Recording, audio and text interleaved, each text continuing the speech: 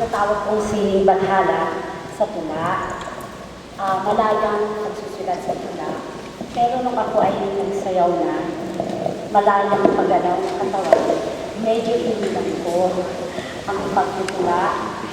Kaya lang, parang bumabalik ulit. Kaya, binabahagi ko to, Sayaw Bathala. Ang background nito kasi nag-attend ako noong Oktubre 2009 ng isang climate change conference. Tapos, ang isa sa mga tagapagsalita doon ay teacher ko noong college.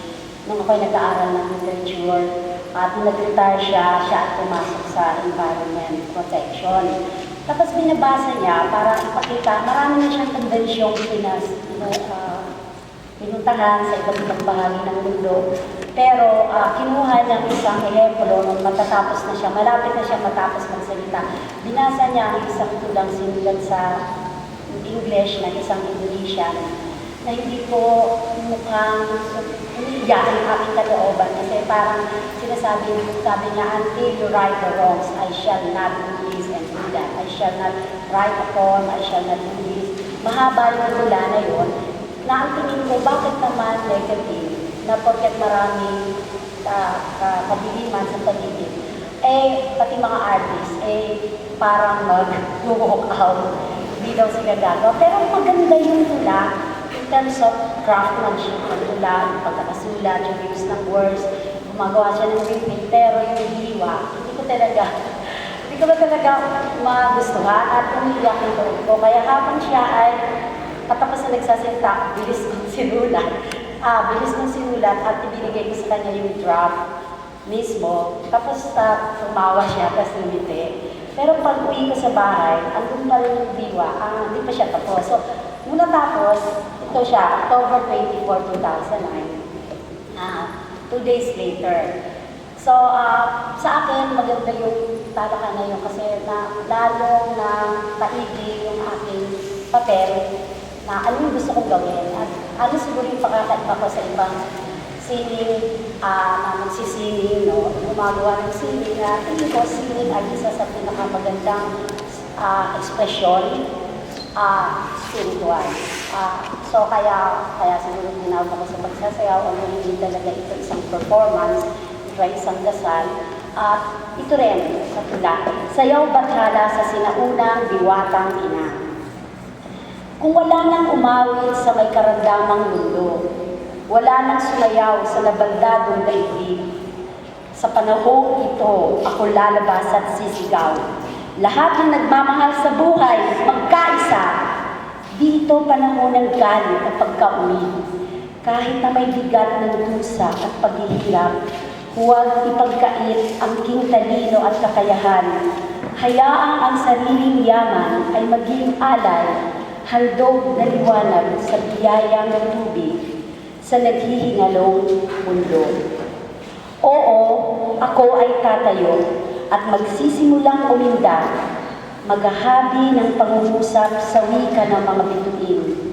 Kahit anong lalim kinasadlakan ng mundo, patuloy na maniniwala sa iyong kabutihan at pag-ibig.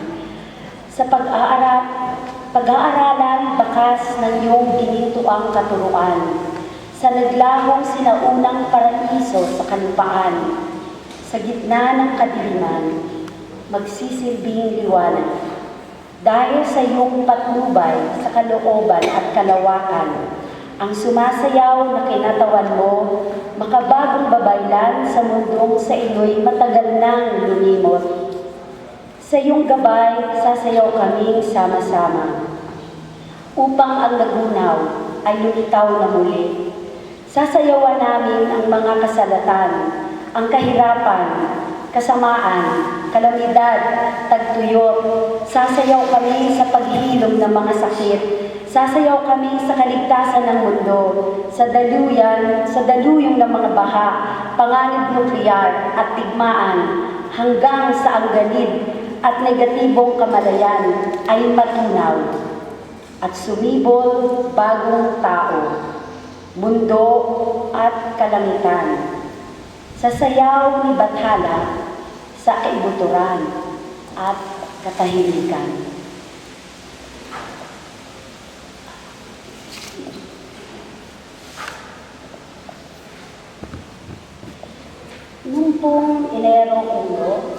ako po ay nananahimik at naglilihi. Meron po bagong dumating, mutya ng liwanag. Para luma ang aking gabay, sa laot ng buhay, butuin ang kagandahan, perlas ng dagat silangan. Katutubong diwata, isila'y bagong liwanag. Sa mundong matagal kang limot, ipakilala sinaunang bathala. Ilahad bukang liwayway sa bagong salinlahi. Isabog luningning ng sinag diwa sa madilim na mundo. Ituro pamanang yaman, dakilang katuruan ng mga ninuno. Hiwaga ng kaulawaang mutya, karunungang handog ng liwanag mutya. Siya ang tinatanging ginto ng lahi. Ang nawawalang singsing ni Bathala, paraiso ni Bathala sa lupa, susi sa batong liwanag ng binathalang tao. Siya ang mutya ng bagong bayan, Maharlika.